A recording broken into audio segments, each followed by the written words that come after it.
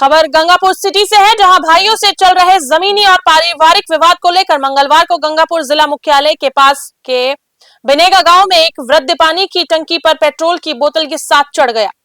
इससे आसपास के क्षेत्र में हड़कंप मच गया। घटना का पता चलने पर काफी संख्या में ग्रामीण और परिजन मौके पर एकत्रित हो गए। सूचना पर प्रशासन भी मौके पर पहुंच गया। हालांकि घटना को लेकर प्रशासन के भी एक बात तो हाथ पैर फूल गए।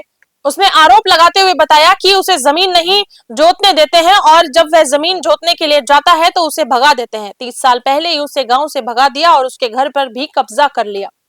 इस संबंध में उसने कई बार प्रशासन से भी शिकायत की, लेकिन प्रशासन ने उसकी कोई सुनवाई नहीं की। अपने भाइयों के कारनामे से दुखी होकर और प्रशासन के द्वारा कार्रवाई नहीं करने पर पानी की टंकी पर चढ़ गया।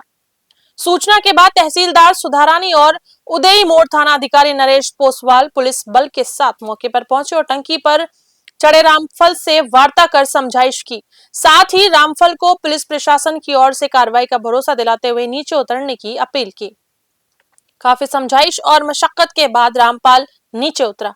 गंगापुर सिटी से भगवान जांगिड़ की रिपोर्ट।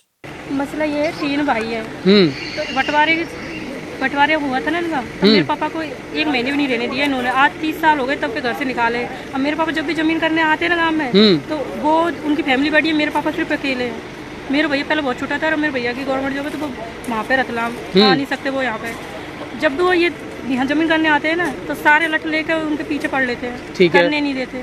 अब कानून कार्रवाई कर रहे 30 साल से, अब कोई सुनवाई नहीं हुई ना, तब जाकर अब ये कदम उठाया है। तो हिस्सा तो बराबर होगा ना सबका हिस्सा बराबर है, लेकिन उन्होंने वो करने नहीं दे रहे इनको। हाँ, कब्जा कर रखा है। अभी रहते कहाँ ये? अभी तो गंगापुर सिटी रहते हैं, सालोदा। नहीं तो जैसे आप सारे लोग वहीं रहते हो या सिर्फ फादर वहाँ रहते हैं? मेरे फादर को इन्होंने 30 साल पहले ही निकाल दिया गांव से। अच्छा। और जमीन करने नहीं देते। तो और आते तो मार के भगा देते। या किसी से कानून कार्रवाई की तो किसी ने नहीं सुनी। फिर अब जाके कदम उठाया। अब जो हमारी जो रहने की जगह थी ना यहाँ पे उसमें उन्होंने मकान बना लिया।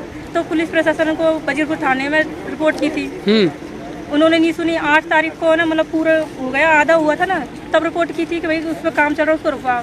पुलिस ने रुकवाया भी था, लेकिन 3-4 दिन बाद में पता नहीं क्या हुआ, उन्होंने पूरा बना लिया। फिर मेरे पापा पुलिस के पास गए, कुछ सुनवाई नहीं हुई आज तक भी। तब जाकर आज मेरे पापा ने कदम उठाया, हमको बताया भी नहीं, मुझे तो बाद में पता चला।